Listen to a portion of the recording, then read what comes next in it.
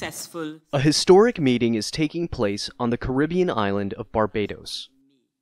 Delegates from the African Union, Europe, the Americas, and the Caribbean are discussing reparations for the descendants of victims of the transatlantic slave trade.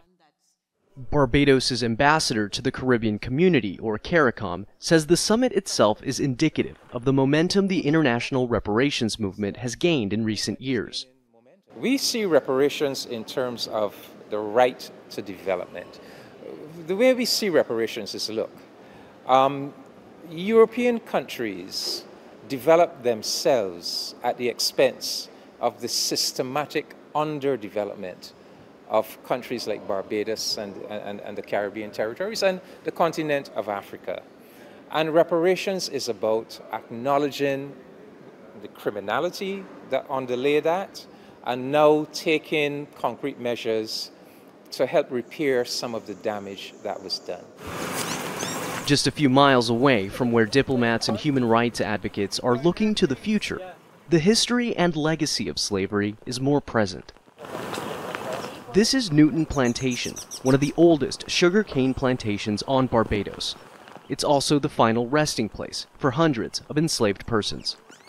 All of this would be a sea of greenery. How many enslaved people would have been working? About 200, which is quite a lot. One enslaved person to acre and a half.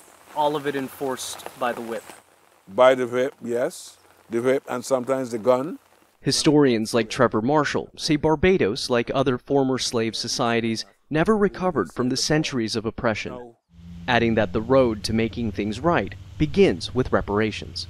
Over the span of hundreds of years, some 500,000 people were enslaved in Barbados. Now, nearly 2 centuries after emancipation, this small Caribbean nation has become a leading voice for slavery reparations.